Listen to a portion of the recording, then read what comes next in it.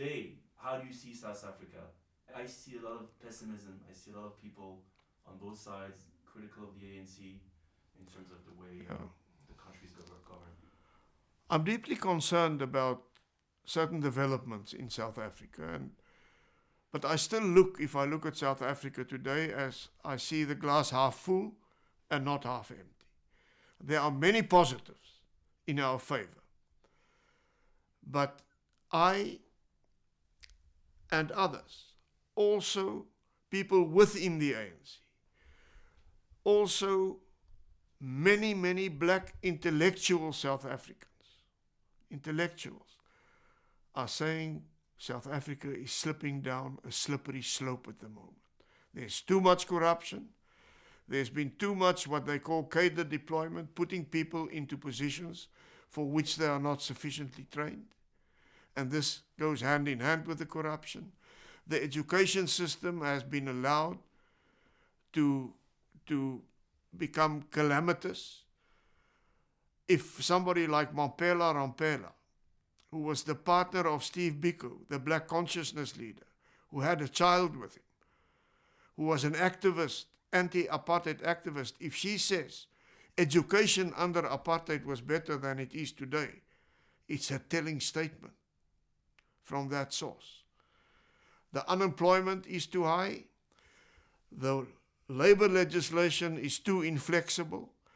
So this sort of packet of negatives is resulting in a lack of investor confidence in South Africa.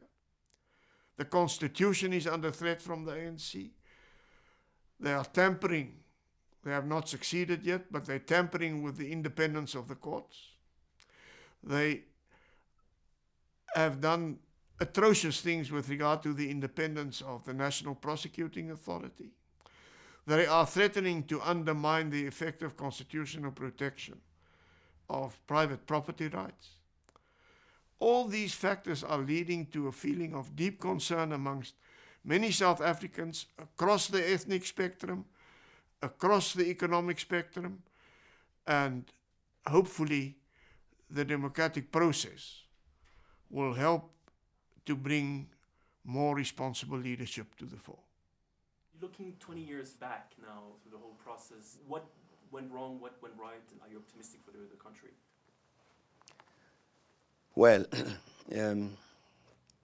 I don't know, it's a bit difficult for me to say that what went wrong, what went right. But I mean, there were certain obvious challenges that we had to address. It took us time to sort out the problem of political violence in the country. In fact, that political violence continued perhaps until maybe 1998. We had enormous problems of ensuring that,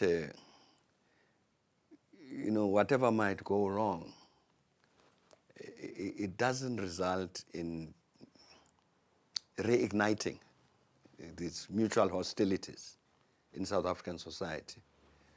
And I think that, therefore, that process was handled very well. I mean, including the Truth and Reconciliation Commission and all of those interventions, I think reassured people that if something went wrong somewhere, there were ways and means by which to deal with that without people having to pick up sticks and fight one another.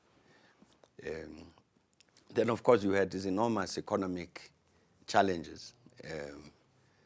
The country was deep in debt and high inflation rates and things like that. And so we had to act to make sure that you handle the economy in a way such that the country is able to develop properly. And I think that was done. At the same time as, this very glaring problem of huge levels of poverty among the population. People were completely hopeless, had no source of income anyway, and no social security net below which they couldn't fall. So we had to do something about that, because otherwise, what was the point of all this change to political change? All of these fundamental structural things, they remain a challenge in South Africa today. Progress has been made, but I'm saying that fundamentally the structural features of what was inherited as part of this legacy, they remain and continue to be the challenge. Yes, I'm optimistic because I think our structures, our institutions are strong. Our people have become democrats.